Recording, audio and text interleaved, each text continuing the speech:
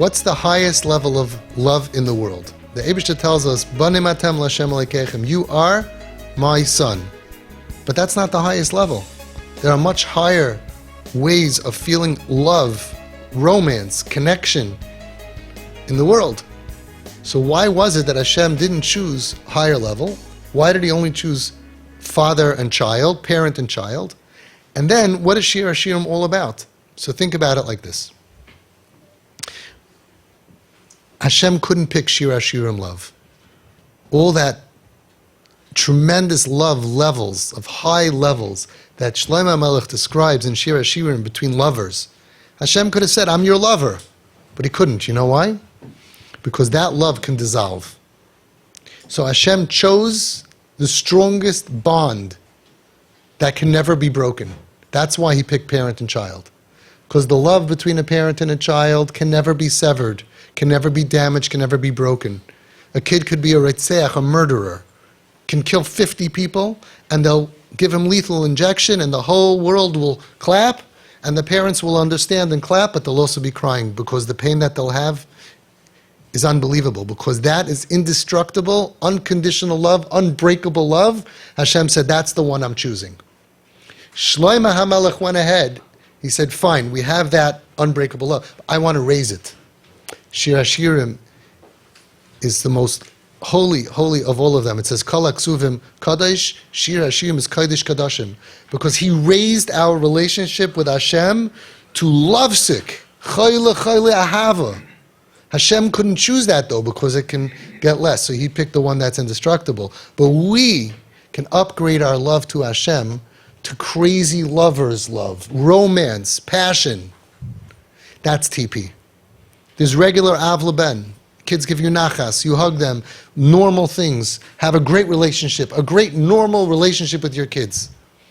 But as parents, even though that love is there and is indestructible, you can raise your relationship to an all higher, amazing level of romance. What you're doing is romance. When you give your boy or son or daughter a necklace which says, I love you more than anything in this world, that's romance. When you give the balloons and the stuff and the notes and you tell them, I would die for you, you're always in my heart, and you take them to Cancun, you take them on trip, that's romance. You are injecting romance into your indestructible parent-child relationship. And that's what saves their lives. Because they really feel, I must be special. I must be special. My parents are crazy about me. Raise your hand if before coming to me, your child felt that you were crazy about them.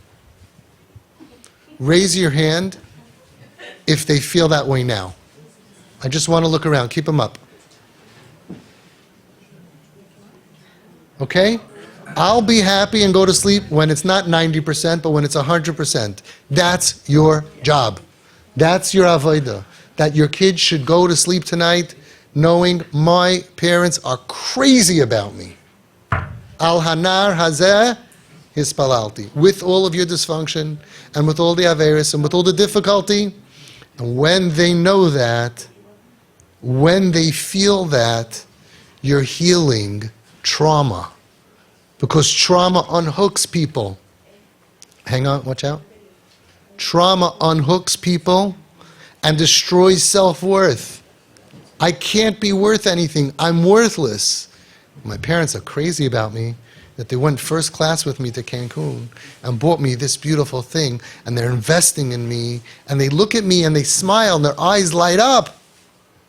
So I must have value. I must have value. So then after a couple of years they say, so why do I feel like I have no value if I obviously have value? And then they realize that there's a hole inside of them of feeling value, and that because that was punctured by childhood trauma and abuse. And no matter how much we put in, it's like a hole in the bottom. That's why you got more insulin, because the body's sick. The nefesh of children who get hurt are sick. And you need somebody who's going to tell you, I'm never giving up on you, I believe in you, I love you, but even more than that, what do I always tell you? What's more important than saying I love you? I like you. I love you means nothing to them. Yeah, you would love me if I was Down syndrome. In fact, you'd probably prefer it. You love me just because you gave birth to me, and that's the way God made the Bria. It says nothing about him when you say, I love you. I like you. You're likable. I have a friend who's a home sweet homeboy, and he's my friend. Kip, kid in pain. He told me, my own parents don't like me. And that means that I'm not likable.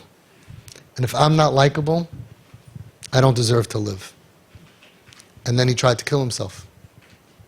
And he was saved by a miracle. Broke most of his body. You've seen him. Doll. What a doll. What an angel.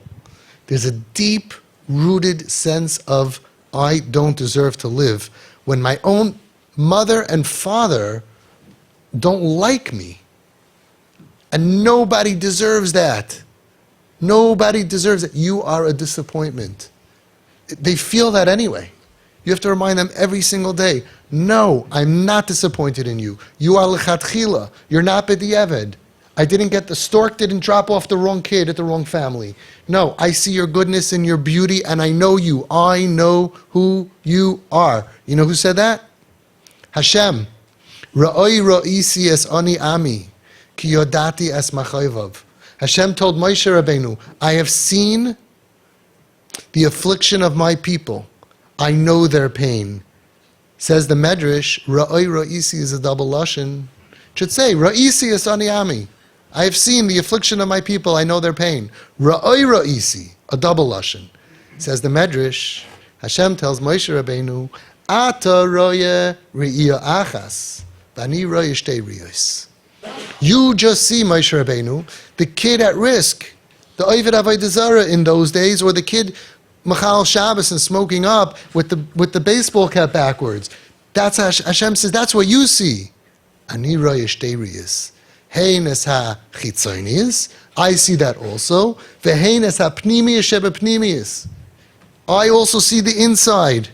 You believe in your children that the reason they were thrown off the horse of Yiddishkeit and functioning kite and menschlichkeit and a lot of kites is because somebody stabbed them. And they're hurting and they're in pain and they feel lost and confused. The haaretz haisa soyu v'voyu mamish. So confused. When's night? When's day? What's left? What's right? What's straight? What's not?